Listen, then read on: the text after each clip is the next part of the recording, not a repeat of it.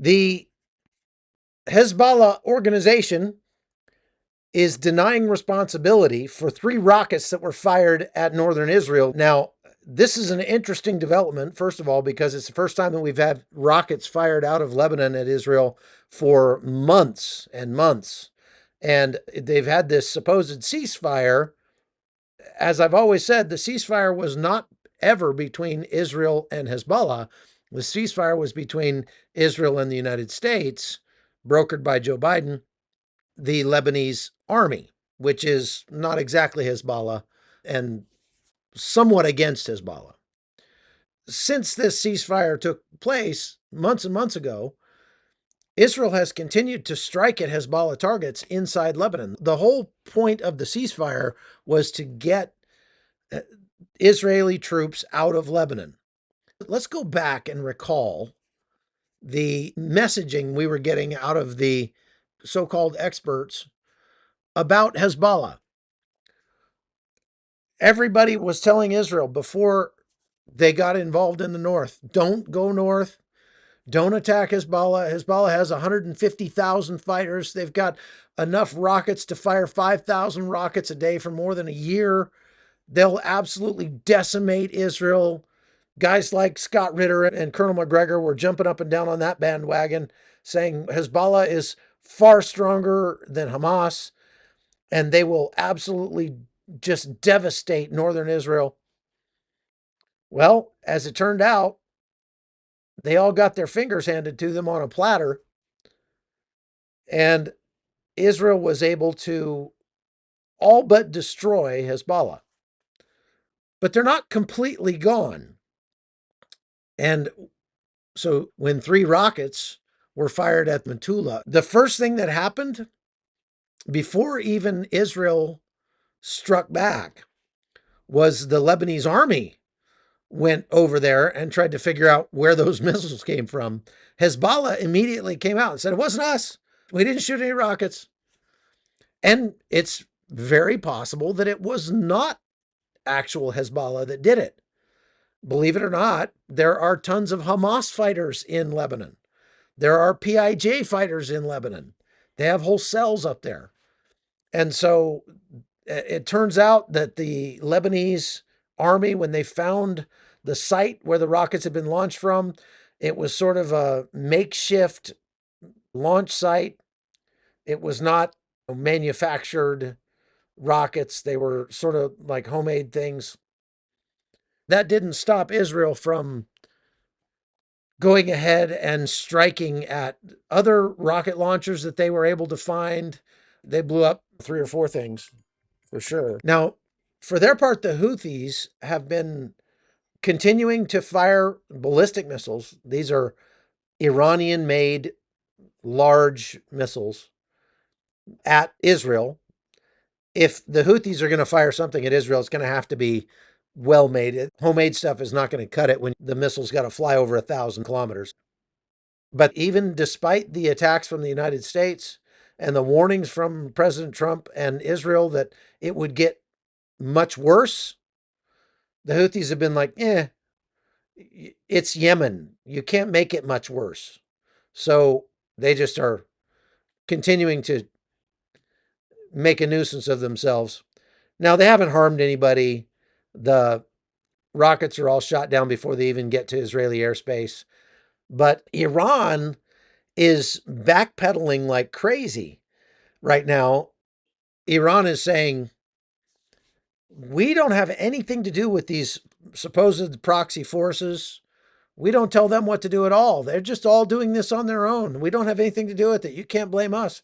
Well, that's the whole reason they have these proxy forces, is so that they can try to maintain some shred of plausible deniability. In this case, it's not even plausible, but they're still trying to deny it. And they're trying to deny it because the United States has made very clear, we are going to hold Iran responsible for the actions of the Houthis in attacking Israel. So as they're backpedaling, the United States is forward positioning more ships. Secretary of Defense Pete Hegseth yesterday directed another strike group to move into the Med. They're going to now have 2 aircraft carriers and a whole bunch of other vessels out there in the Red Sea, Gulf of Aden, Bab el-Mandab Straits.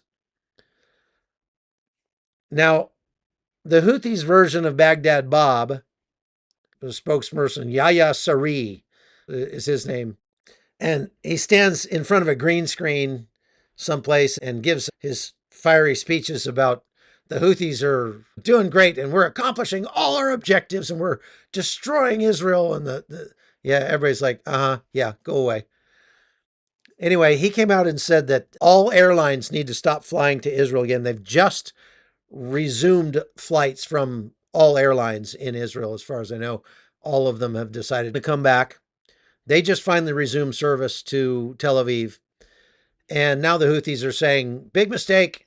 We're going to destroy Ben Gurion Airport with our missiles, which can't even make it to Israel. But no airline should be flying out of Israel. So the Houthis are saying that they're going to continue to fire missiles at Israel. Not only that, but they're announcing a blockade of Ben Gurion Airport. Now, how do you blockade an airport when you are thousands of kilometers away and you don't have an air force and you don't have a navy and you just have a few missiles that literally can't hit ships that are right offshore from your country? I'm not sure. But that's what they've announced. They're blockading Ben Gurion Airport. And Ben Gurion's like, okay, whatever. And I just want to read their statement that the Houthis put out because it's good comedy. It's good stuff. After the success of our Yemeni armed forces at sea, a blockade is imposed on Ben Gurion Airport in occupied Palestine. Okay. So while they have been moderately successful at stopping shipping through the Bab el-Mandab Straits and the Red Sea, that has more to do with the fecklessness of the Biden administration not allowing the U.S. Navy to do what it needs to do to put a stop to it. But those days are over. And the U.S. Navy and Air Force are going to be going hard against northern Yemen over the next few weeks. But here's what my reading between the lines for you. I don't believe that the United States military needs more ships in the region to go hard against the Houthis. One aircraft carrier could do enough damage against the Houthis for a generation.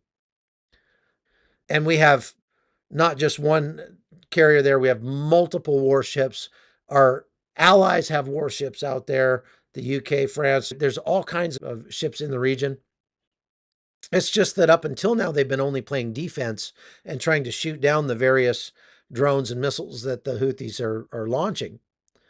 And once in a while, they'd go in the middle of the night and bomb an empty warehouse in Yemen.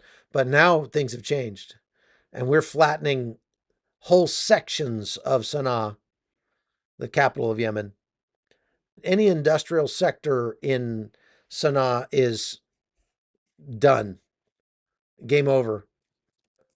The United States is actually still allowing energy, oil, natural gas, whatever, to be sold to Yemen.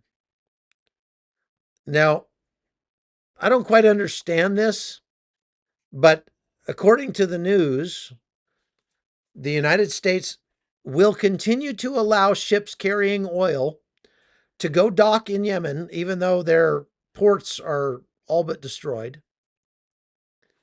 up until like the middle of April. And then after that, anybody that wants to ship oil to Yemen is going to have to get permission from the U.S. Treasury. Now, there are obviously some regulatory issues and international law things that are probably above my pay grade that, if I understood, would make this make sense. And perhaps our friend Sal Mercogliano over at What's Going On with Shipping here on YouTube could explain this a little better. Why are they still allowing stuff in there? I thought we were at war with these guys. Now, again, Iran is trying to say that they are not controlling Yemen's actions. For their part, U.S. intel agencies are saying that literally every shot fired out of Yemen, it has to be approved by Iran. So the reason, my reading between the lines, the reason that we are bringing another carrier group to that area is not to strike at the Houthis, it's to strike at Iran. The United States military put out a video on X yesterday showing a B 52 returning from a mission over Yemen. They didn't elaborate on that, but they gave the impression, at least, that the United States is bombing Yemen with B 52s. B 52s could flatten anything that's flattenable in Yemen in short order. The sheer amount of destructive force inside one of those is pretty mind boggling. You've heard me say that you can't bomb your way to the end of a war. I mean, obviously, we did in World War II. It was the nuclear bombs at Hiroshima and Nagasaki that caused the Japanese to surrender, but it likely took all of the sacrifices made by the U.S. Marines going across the Pacific and devastating Japan economically to get them to the point where they were ready to surrender. And we never had to invade Japan. But if you recall, we did occupy Japan. So we did put boots on the ground in Japan proper after they surrendered. And they were there for years. My grandfather on my mother's side was a part of that occupation force. So my assertion is that you cannot finally end a war. You can't end a war completely with only aerial bombings. Ask Russia.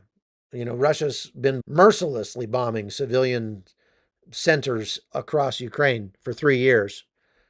And they did again last night. Killed a little girl and her parents in Odessa. And look, these are not military targets. Russia's not aiming at military bases. They're not aiming at airstrips. They're just aiming to create terror across Ukraine by bombing civilian areas. It's either that or they are so incompetent that they couldn't hit a military target if they tried. Take your pick. I mean, it's one or the other because they are obviously and provably bombing civilian residential areas over and over and over again all the time. Now, we don't do that. So that makes it that much more difficult for us to bomb our way out of this problem in Yemen.